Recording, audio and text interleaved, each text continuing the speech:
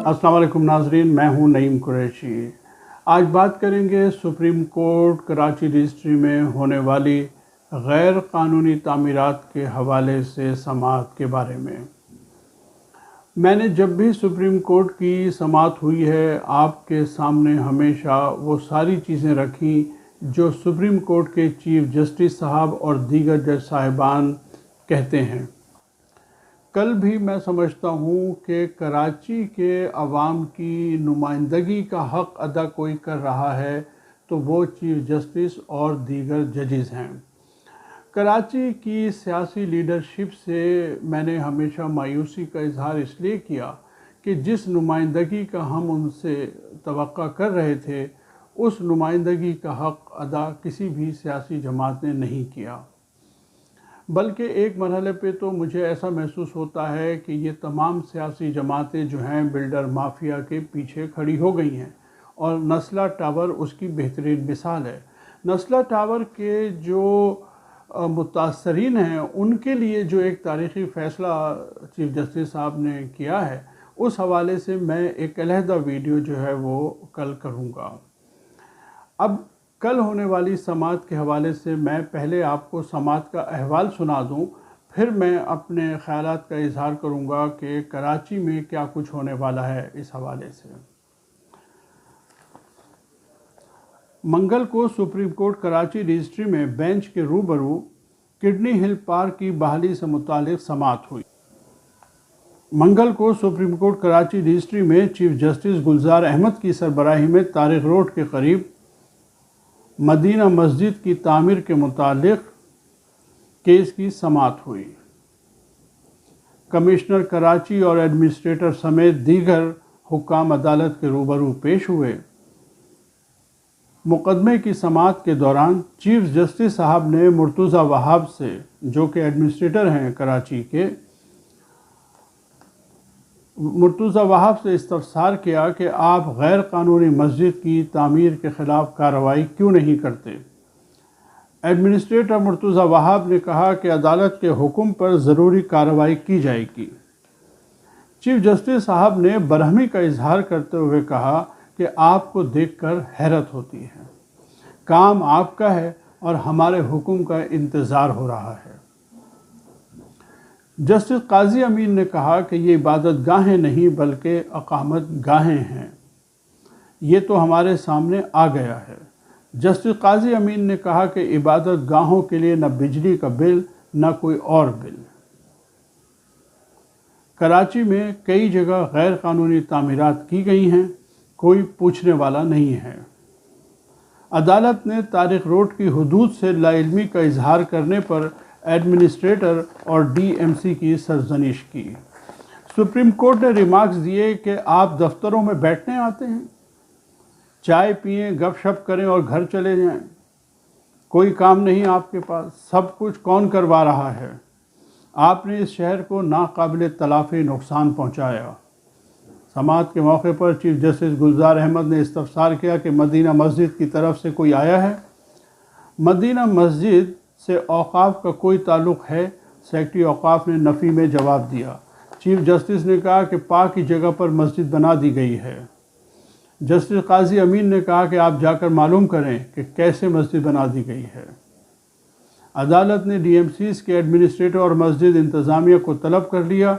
DC east अदालत में पेश हुए। उन्होंने अदालत को बताया कि आप मस्जिद वालों को बुलाया था। चीफ जस्टिस ने कहा कि आप लोगों ने कुछ करना है या हमने सब कुछ करना है, आप डीसी कुछ तो करें। क्या सिर्फ तनख्वाह लेने के लिए डीसी बने हुए हैं? डीसी ईस्ट ने कहा कि मैं इंतज़ामी काम देखता हूं। जिस पर चीफ जस्टिस ने कहा क्या काम करते हैं, कागज़ इधर किया उधर किया, क्या काम करते हैं। जस्टिस गुलजार अहमद ने पाक की बहाली का हुक्म देते हुए कहा कि 200 गज पर 8 मंजिला इमारतें बनाई गई, ज़लज़ला आने पर सब ख़त्म हो जाएगा, करोड़ों लोग मर जाएंगे, अगर आप बच गए तो आप पर लोगों का खून होगा। आपकी सोच है कि मैं रिटायर होकर चला जाऊंगा। सुप्रीम कोर्ट ने किडनी हिल की बहाली के लिए पार्क की मुकम्मल ज़मीन वागज़ार कराने का हुक्म देते हुए कहा है कि पार्क में मज़ार और कब्रिस्तान समेत बिस्मिल्लाह मस्जिद को ख़त्म करके ہر قسم کی غیر قانونی سرگرمیوں سے پارک کو محفوظ بنایا جائے۔ سپریم کورٹ کراچی ڈسٹرکٹ میں چیف جسٹس گلزار احمد کی سربراہی میں 2 رکنی بینچ کے روبرو کڈنی ہل پارک بحالی کیس کی سماعت ہوئی۔ عنبر علی بھائی نے کہا کہ مجموعی طور پر 4.9 ایکڑ اراضی پارک کے لیے مختص ہے۔ بالائی حصے پر پھر مسجد کی تعمیر شروع ہو گئی ہے۔ الفتح مسجد کے وکیل خواجہ شمس نے کہا کہ عدالت نے ڈیمارکیشن کا حکم دیا تھا۔ ناظرین، یہ ہے سماعت کا حال اور یہ ہے کراچی میں غیر قانونی تعمیرات کا معاملہ۔ اب صورت یہ ہے کہ بار بار چیف جسٹس صاحب یہ کہتے ہیں کہ جو اصل کام انتظامیہ کا ہے کہ غیر قانونی تعمیرات کو روکا جائے، لیکن عملاً سندھ حکومت ہمیں کچھ کرتی نظر نہیں آتی۔ نہ سندھ حکومت کی خواہش نظر آتی ہے، نہ ہی ان کے ایڈمنسٹریٹر صاحب کی کوئی خواہش نظر آتی ہے۔ وہ چاہتے ہیں کہ ہر مہینے بس سماعت ہو اور وہ مختلف ہیلے بہانوں سے کام کو جو کا تو چھوڑ دیں۔ کسی بھی قسم کی غیر قانونی تعمیرات کو سندھ حکومت گرانا نہیں چاہتی، کیونکہ ان کے مفادات اس سے وابستہ ہیں۔ یہ بات بڑی واضح ہے۔ اب صورت یہ ہے کہ اگر سندھ کی حکومت یہ کام نہیں کرے گی تو پھر کون کرے گا؟ مجبوراً چیف جسٹس صاحب نے نسلہ ٹاور کے بارے میں جو فیصلہ کیا ہے، جس کا میں نے بھی آپ سے ذکر کیا ہے، اور اس میں بہت سارے معاملات ہیں۔ اس میں کراچی کے عوام کا جو مطالبہ تھا وہ بھی پورا کر دیا گیا ہے۔ اس پہ میں علیحدہ ویڈیو کروں گا، اور امید یہ ہے کہ آنے والے دنوں میں یہ ہے جی سپریم کورٹ کی سماعت کا حال۔ ایک بار پھر اس سماعت سے یہ بات ثابت ہو گئی کہ سندھ حکومت جو ہے وہ غیر قانونی تعمیرات کے خلاف کچھ کرنے والی نہیں ہے۔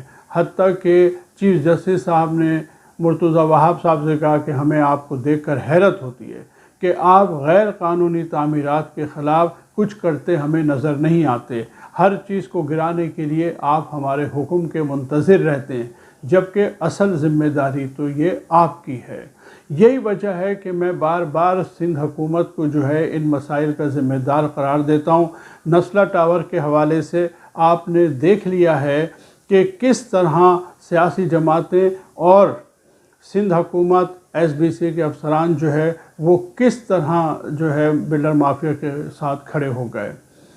کل کی سماعت میں بھی یہی ساری گفتگو ہوئی ہے۔ اب صورت یہ ہے کہ کراچی کے عوام کو یہ خود فیصلہ کرنا پڑے گا کہ کیا وہ اپنے مسائل کی لڑائی خود لڑیں گے یا بلڈر مافیا کے ہمدردوں کے پیچھے چلیں گے۔ نسلہ ٹاور کے حوالے سے بھی چیف جسٹس صاحب نے ایک بڑا تاریخی فیصلہ کیا ہے۔ اس میں آپ کو ایک علیحدہ ویڈیو میں اس کی ساری تفصیل بتاؤں گا کہ کس طرح متاثرین کو جو ہے وہ معاوضہ دیا جائے گا اور کس طرح ایس بی سی افسران کے خلاف کارروائی کی جائے گی، جو کہ ہمارا ایک دیرینہ مطالبہ تھا۔ ناظرین، اگر آپ نے اب تک میرا چینل سبسکرائب نہیں کیا ہے تو درخواست ہے کہ آج ضرور کر لیجئے۔ آج تک کے لیے اتنا ہی۔ اگلی ویڈیو تک کے لیے اجازت دیجیے۔ اللہ حافظ۔